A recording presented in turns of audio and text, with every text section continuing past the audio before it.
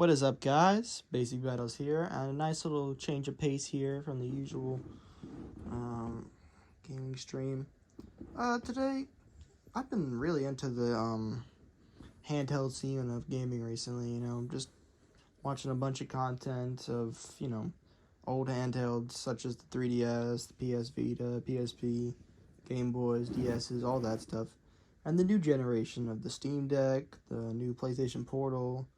All the handheld gaming PCs like the Ally and the Lenovo and the new Claw that just came out. Actually, I don't even know if it came out. I think it might just be reviewing it to this point, but I'm not sure. That new, it's like Ioneo, I think it is. The Ioneo 3DS. I think that's what it's called. Yeah, so anyways, I want to talk about like the actual console makers' potential of making a gaming handheld, such as Sony, which is what I'm going to be specifically talking about.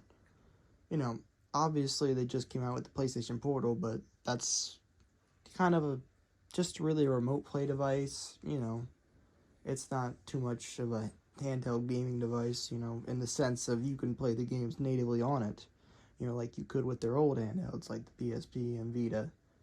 But it is, with all this, new stuff in the handheld market, the Switch 2 coming out soon, maybe in the next year, and obviously them releasing the Portal, it seems like they might be gearing up for another crack at it. And honestly, my only question is, how possible is it going to be that they can create a satisfying experience on handhelds? Because obviously they've had a decent past in doing it. Obviously the Vita flopped, but it's still a solid piece of hardware in my opinion. And the PSP did very well back in the day, and but with the Switch 2 being, it's kind of looked at, it's going to have about like PS4 to PS4 Pro levels of power, and the Steam Deck's around, right there, but it can play newer games decently on lower settings. And the Ally and the Lenovo being, just handheld gaming, like real powerhouse PCs. They can actually, serve as desktops, being Windows PCs and all. But with PlayStation, it's kind of hard to see. The prices on these newer, like, actual powerhouse PCs are very lucrative, in my opinion. Obviously, you're purchasing a full PC that you can also take on the go. So it makes sense in a way that the Lenovo $700 and the Ally goes on sale a lot for that same price point, I believe, with the new Z1 chip. So it makes sense for them at that price point. But for a console maker like Sony, who, only going to sell the console for about maybe $400, $500, it's going to be kind of hard for them to match the same kind of power that they want to get on PS5, which is fine that it isn't, but also gamers constantly complain about being stuck in a last gen console, how this new generation doesn't feel like a new generation. So the fact that if Sony could only make PS4 Pro level, specs, and then, you're creating a whole new console that you have to create games for this gen, which just seems, kind of hard. And Valve said that they can't really do a whole next gen kind of Steam Deck until there's a giant leap in mobile processing. So the Steam Deck OLED's about as far as they're going to go with that kind of thing.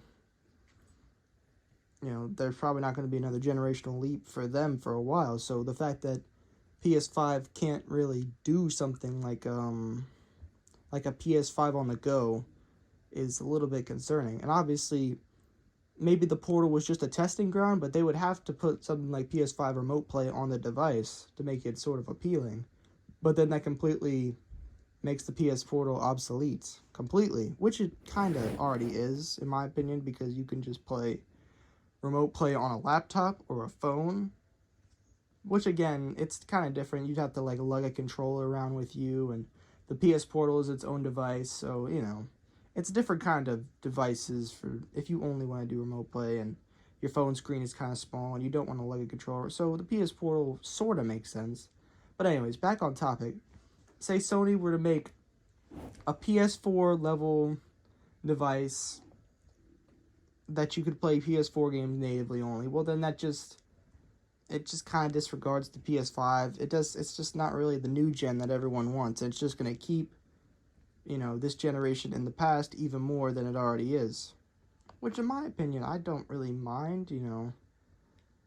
If developers think that there's still untapped potential with the PS4 generation, I just don't know that it is. I feel like it is kind of holding it back because we're getting to a point where games sort of just cannot run without these modern day SSDs and all these teraflops of power,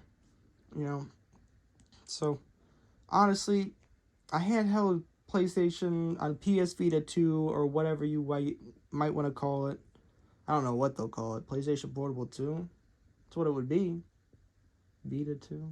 I don't think it would be a 2 in it. I'm not sure. Could be fun, though. Could be fun. But yeah, anyways. Yeah, I just wanted to quickly talk about that with y'all. The possibility of it. I think it could be very interesting. I'm very excited for mobile game. It's just very interesting to me. It just seems mobile gaming devices such as the Steam Deck and like a Switch 2, it's just such simple ways to game, You just pick it up and play and put it down. It just seems convenient, honestly. And I like the idea that Xbox and PlayStation, and obviously there's going to be a Switch 2 eventually, really tapped in to the market. So yeah. Thank you guys for watching. If you want me to mumble about more gaming consoles, then I will. But again, this is just a different type of video. So thank you all for watching and have a good one.